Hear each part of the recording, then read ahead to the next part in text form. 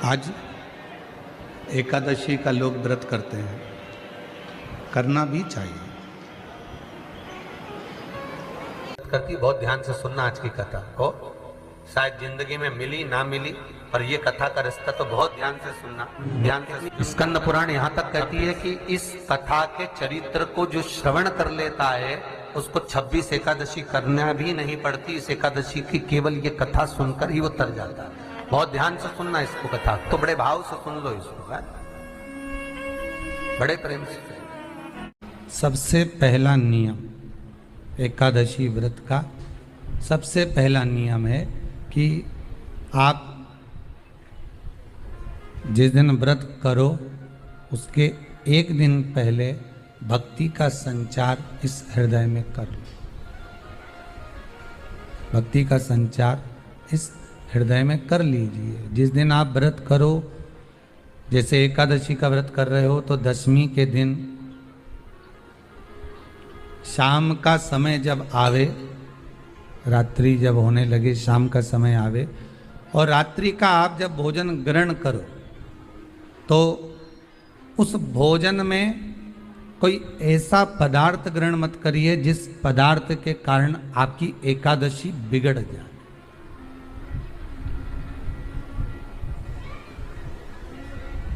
कोई बेकार भोजन में ग्रहण नहीं करना, श्रेष्ठ भोजन ग्रहण करिए दशमी के दिन। और एकादशी का दूसरा नियम बहुत ध्यान से सुनिएगा। जिस दिन आपकी एकादशी का व्रत हो उस दिन प्रयास करिएगा कि अपने हाथ से किसी भी वृक्ष की कोई पत्ती टूटे ना। अपने हाथ से किसी भी वृक्ष की, पौधे की, किसी भी वृक्ष की पत्ती अपने हाथ से ना टूटे।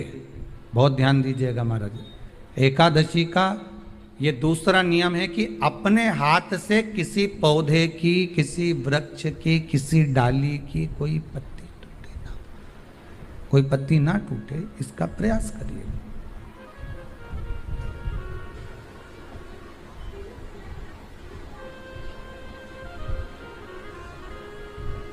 कितना सुंदर व्याख्यान कहा है, कितना सुंदर वर्णन है महाराज कि मात्र एकादशी का व्रत कर लेने पर, मात्र एकादशी का व्रत कर लेने पर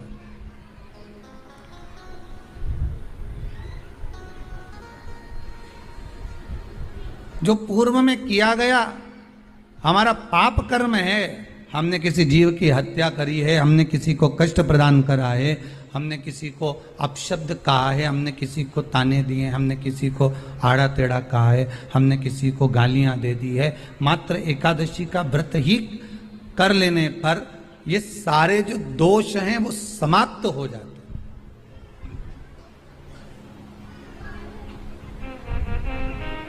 सारे दोष हमारे समाप्ति पर आ जाते हैं।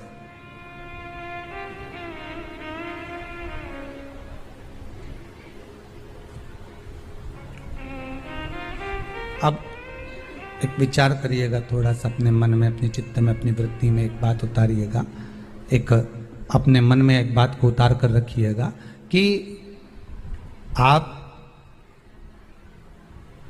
अपने पाप को, अपने पाप कर्म को जिस दिन छिन्न करने वाले हो, समाप्त करने वाले हो, अपने पाप को आप जिस दिन समाप्ति पर लेकर जा रहे हो तो उसके एक दिन पहले आपको प्रसन्नता होना चाहिए कि नहीं होना चाहिए कि कल मेरा पाप कटने वाला है, कल मेरा पाप समाप्त होने वाला है।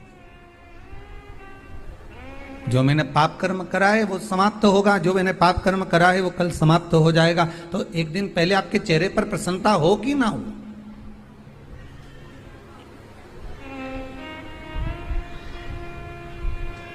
और चेहरे पर वो प्रसन्नता आपके आना चाहिए कि कल मेरा एकादशी का व्रत है, आज दशमी है, कल एकादशी का व्रत है, तो कल मेरी जब एकादशी का व्रत रहेगा तो मेरा ना जाने कितना कितना पाप, कितना असत्य, कितना झूठ, कितना प्रपंच वो समाप्त हो जाएगा। इसमें मुझे प्रसन्नता हो, इसमें मुझे आनंदता हो।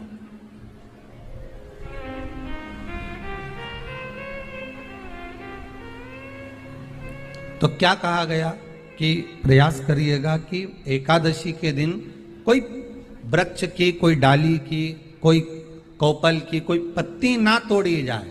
क्यों? तो कहा अगर उस पत्ती को हम तोड़ देते हैं, वृक्ष की पत्ती को या क्यारे में लगी हुई कोई डाली की पत्ती को हम तोड़ देते हैं, तो एकादशी का पुण्य फल प्राप्त नहीं होता। एकादशी का कोई फल हमारे खाते में नहीं जाता, पुण्य फल प्राप्त। अब फिर भले तुम चाहे तुमने मोरधन खाया हो, चाहे तुमने फिर चिप्स खाई हो, चाहे तुमने फिर व्रत का कितना ही सामान खा गए हो और तुमने सोचा कि आज मेरी एकादशी है, तो फिर उसका कोई फल प्राप्त नहीं है, उसका कोई सुख प्राप्त नहीं है आपको, फिर उसका कोई आनंद प्राप्त नहीं है आपको, तो उसमें कोई आनंद की अनुभूति आपको नहीं मिल रही। को याद रखिए, गौदान और एकादशी, श्रीमद वल्लभाचार्य जी ने मायावत का खंडन करा था जगन्नाथपुरी में, और श्रीमद वल्लभाचार्य जी ने कहा था एकादशी मरने के बाद मत दो, एकादशी जीते जी दो। कहा था कि नहीं कहा था? जीते जी दान करिए। इसलिए जगदीश में, जगन्नाथपुरी में एकादशी उल्टी लटकी हुई है। करें आपने दर्शन? जगदीश में एकादशी को उल्टा लटकाया। क्यों? क्योंकि वल्लभ ने कहा कि एकादशी जीते जी दो। कई पंडितों कहते हैं तुम्हारे दादाजी मर गए, जब 12वें का दिन होता है ना, तो पंडित जी संकल्प छुड़ाते हैं, दो एकादशी। बड़े बेटे ने 5 दे दी, छोटी बहू ने 3 दे दी, उसने 2 दे दी, उसने 2 दे दी, तो क्या तुम्हारे दादाजी भिखारी थे जो तुम्हारी एकादशियां लेकर जाएंगे? और तुम कौन होते हो दादाजी को एकादशी देने वाले? तुमने कौन सा इतने पुण्य कर लिए जो तुमने एकादशी दे दी? एकादशी के दान की महत्वता श्रीमद वल्लभाचार्य जी ने कहा कि कोई व्यक्ति अगर खटिया पर सड़ रहा है, पलंग पर तड़प रहा है, हॉस्पिटल में पड़ा हुआ है, तो निवेदन है कि उसको देखने जाओ तो अपनी करी हुई एकादशी में से 2 एकादशी का दान उसको तुरंत दे दो। क्यों? तो जिससे उसको मोक्ष मिल जाए, मरने के बाद नहीं।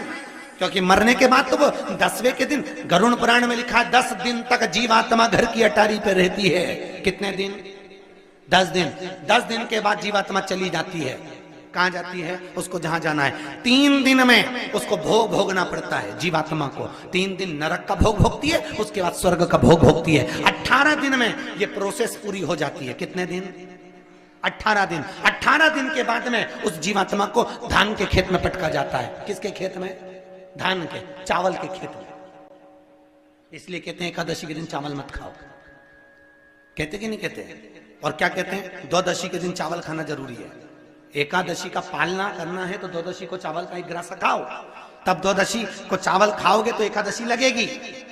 चावल नहीं खाओगे तो एकादशी नहीं लगेगी। द्वादशी को चावल खाना जरूरी है। क्यों कहते हैं? क्योंकि धान के खेत में जीव को छोड़ा जाता है, उस धान के खेत में, चावल के खेत में जीवात्मा रहती है। उसको चिड़िया खाती है तो चिड़िया के रूप में जन्म लेता है, मनुष्य खाता है तो मनुष्य के रूप में जन्म लेता है। इसलिए एकादशी के दिन चावल नहीं खाया जाता, क्योंकि एकादशी के दिन हम चावल खाएंगे तो जीव हत्या का दोष लग जाएगा। फिर कब खाना है? द्वादशी के दिन। द्वादशी के दिन क्यों खाया जाता है? क्योंकि हम एकादशी के व्रत करे रहते हैं, और पहला घासा जब चावल का खाते हैं तो अपनी करी हुई एकादशी का पुण्य, जितने जीव हमारे मुंह में जाते हैं उनको उसका पुण्य मिल जाता है, और उनका फिर जन्म नहीं होता, वो तर जाते हैं, उनको एकादशी का भाग मिल जाता है। इसलिए कहते हैं एकादशी को चावल मत खाओ, पर द्वादशी को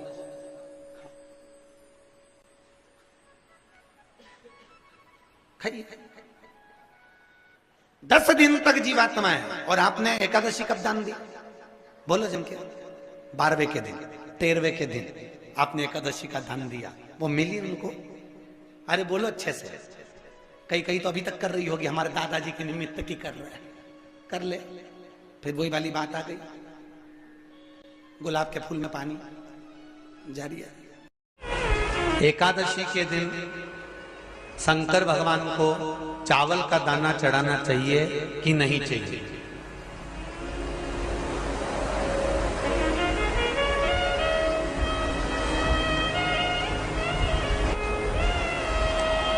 बीमार व्यक्ति से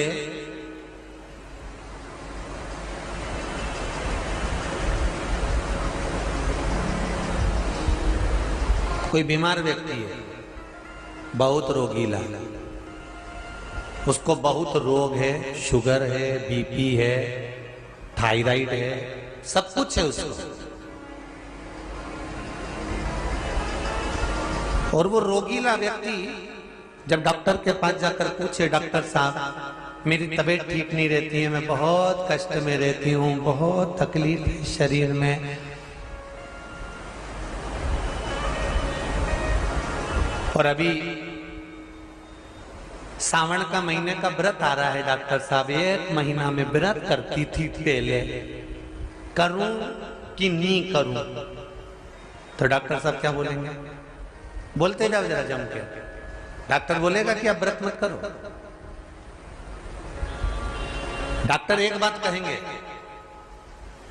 शरीर स्वस्थ रखना है, व्रत बाद में हो जाएगा, अगले वर्ष कर लेना, पर अभी शरीर को सही रखने के लिए दोनों समय अच्छे पेट भरकर सात्विक भोजन करो और अपने शरीर को ठीक करो। सात्विक भोजन अपने शरीर को, व्रत बाद में भी हो जाएगा, अगले वर्ष हो जाएगा।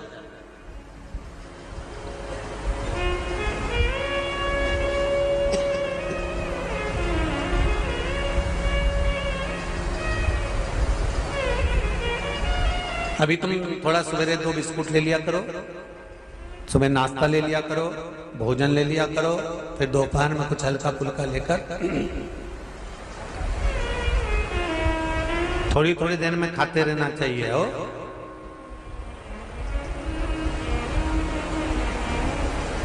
थोड़ा थोड़ा खाओ, थोड़ी थोड़ी देर में खाओ, एक साथ सुरसा जैसे मत निपटा जाए, थोड़ा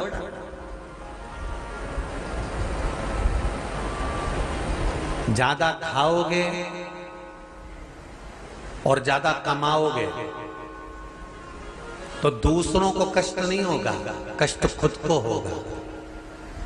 ज्यादा खाओगे अपाच्य हो जाएगा, रात की नींद उड़ जाएगी, शरीर में अच्छा नहीं लगेगा। ज्यादा कमाओगे, रात की नींद उड़ जाएगी, दुनिया की दृष्टि तुम पर पड़ जाएगी और तुम्हारी रातों की नींद। कमाओ भी उतना जितना खर्च कर सको और खाओ भी उतना जितना पचा सको। अति सर्वस्व वर्जक। डॉक्टर कहेंगे ये तुम्हारा व्रत जो है ना अगले साल कर लेना, इस साल मत करिए, इस साल तो आराम से भोजन वोजन करो, तुम लोग बढ़िया प्रेम से खाओ पिए। तो उसी तरह किसी ने पूछा कि चावल का दाना एकादशी पर भगवान शंकर को चढ़ा सकते हैं, चावल का दाना शंकर जी को चढ़ाते क्यों है, पहले तो वो समझ में। बेलपत्री का तो महत्व आपको बार बार बताया कि बेलपत्री शिव जी को क्यों चढ़ाई जाती है, कहीं रोग के लिए, कहीं बीमारी के लिए, कहीं किस कार्य के लिए, कहीं कोई कार्य के लिए, कहीं कोई कार्य के लिए। चावल का दाना अगर हम शंकर भगवान को चढ़ा रहे हैं तो क्यों चढ़ा रहे हैं, उसका कारण क्या है? चावल का दाना शिव को चढ़ाने का केवल एक कारण रहता है कि चावल को अक्षत कहते हैं।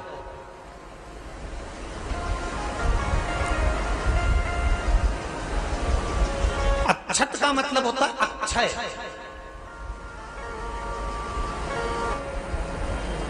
उसका मतलब क्या होता है? अक्षय, जिसका कभी क्षय ना हो।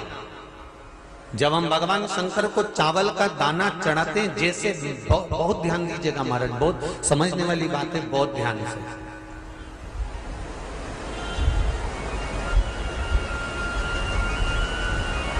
चावल का दाना हमारे मस्तक पर तिलक करने के बाद पंडित जी क्यों लगाते हैं कि भगवान जैसा समय आज चल रहा है, आप पूजन कर रहे हो, पाठ कर रहे हो, दान कर रहे हो, पुण्य कर रहे हो, सत्कर्म कर रहे हो, भजन कर रहे हो, मेरा देव अधिदेव महादेव, मेरा नारायण, मेरा सत्यनारायण भगवान, मेरा राम जी, मेरा विष्णु जी, मेरा भागवत मैया, मेरी रामायण मैया, ब्राह्मण मस्तक पर तिलक लगाने के बाद चावल इसलिए लगाता है कि जैसा समय आज चल रहा है, भगवान तुमको ऐसा ही समय बनाकर रखे और तुम ऐसे ही चार चांद लगाते रहो, दान पुण्य संकीर्तन करते रहो। इसलिए मस्तक पर चावल का दाना लगाया जाए।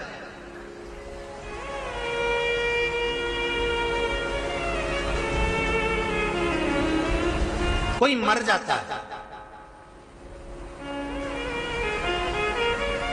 मरने के बाद जब तक पगड़ी नहीं होती तब तक माथे पर तिलक,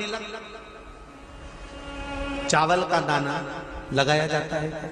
जम के बोलो जरा, नहीं लगाते। किसी पंडित जी से पूछो, ब्राह्मण देवता से पूछो, ब्राह्मण देवता ये कोई मर गया, और हमारा तो नियम है कि हम सिर पे तिलक लगाते हैं, चावल लगाते हैं, या पंडित जी से हम तिलक लगवाते हैं, मंदिर जाते हैं तो मंदिर में जाके तिलक लगवा के हम चावल का दाना लगवाते हैं। क्यों नहीं लगाते? उसका कारण क्या है? जब किसी के मरने के बाद 10 दिन तक 12 दिन तक मस्तक पर तिलक क्यों नहीं लगाया जाता? 10-12 दिन तक माथे पर तिलक या चावल क्यों नहीं लगाया जाता? उसका कारण है कि ये जो समय आया है, तुम्हारे यहाँ जो गमी हुई है, तुम्हारे यहाँ कोई मर गया है, तुम्हारे यहाँ किसी के प्राण छूट गए हैं, तो ब्राह्मण इसलिए तिलक नहीं लगाता आपको, इसलिए चावल का दाना नहीं लगाता कि ऐसा दिन भगवान अब ना लाए, इसको अमर ना करे, इसको अक्षय ना करे, इसको प्रबल ना करे। और जब चावल का दाना, तो यहां शिव महापुराण की कथा करी, चावल का दाना हम शिव जी को क्यों चढ़ाते हैं, भगवान को क्यों समर्पित करते हैं, भगवान की पूजन में अक्षत क्यों समर्पित करते हैं, चावल क्यों समर्पित करते हैं, उसका कारण क्या है? तो कहा आज मैंने जब चावल का दाना आपको समर्पित करा है, जिस भाव से, जिस विश्वास से, जिस श्रद्धा से, जिस मन से मैं आपको रिझा रही हूं, हे भोलेनाथ मेरी ये मनोकामना पूर्ण कर, इसको अक्षय कर देना, इसको अमर कर देना, बस इतनी कृपा आप कर। अब किसी ने पूछा एकादशी के दिन चावल चढ़ाए कि नहीं चढ़ाए, तो यहां तो सीधी सीधी बात है,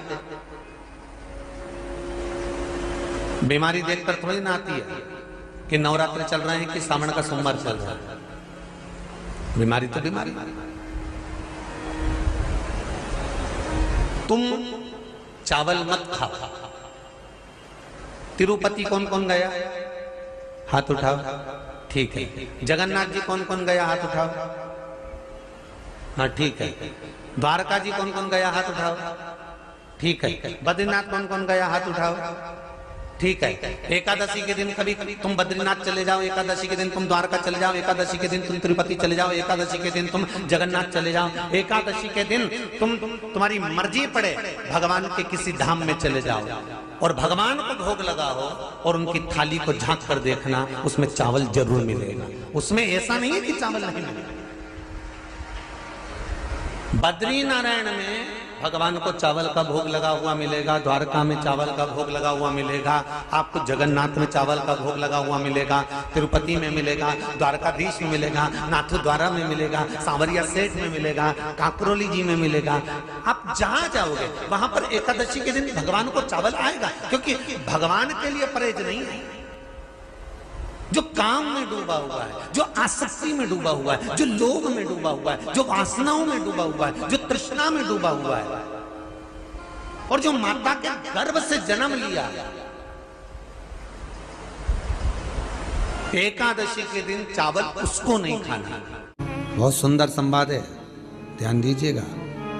जिसके घर में कमाने वाले 2-4 हैं, पैसा तो आ रहा है पर घर में टिक नहीं रहा, डॉक्टर में, पुलिस में, एक्सीडेंट आदि में, कहीं गलत जगह पर, व्यसन में अगर पैसा जा रहा है, जुए में, मांसाहार, मदिरा पान, या कहीं आया पैसा आने में कमी नहीं, आ रहा है पर टिक नहीं रहा, रुक नहीं रहा, कोई मांगने आ गया, दे दिया, फिर वहां से अपने पास नहीं आ रहा, अपन कह रहे हैं भैया हमारा पैसा लौटा दो, नहीं आ रहा। तो महाराज शिव महापुराण की कथा कहती है, एकादशी के दिन गंगा के जल में मात्र 7 बेलपत्री डालकर, जो नंदीश्वर भगवान अर्थात जो शंकर जी के शिवलिंग के सामने नंदी होता है, उस नंदी के चरण पर गंगा का जल चढ़ाकर बेलपत्री शिव पर समर्पित कर देता है, उसके घर में रुपया रुकना चालू हो जाता है, फिर वो गलत जगह पर नहीं जाता, गलत स्थान पर वो धन जाएगा ही नहीं। बेटा अगर व्यसन में पड़ा हुआ है, मदिरा पान में पड़ा हुआ है, मांसाहार में, जुए आदि में जा रहा है, तुम्हें लग रहा है कि मेरा बेटा गलत मार्ग पर जा रहा है, ये मित्र दोस्ती गलत हो रही है, वो सही जगह पर आ जाए, करना है एकादशी।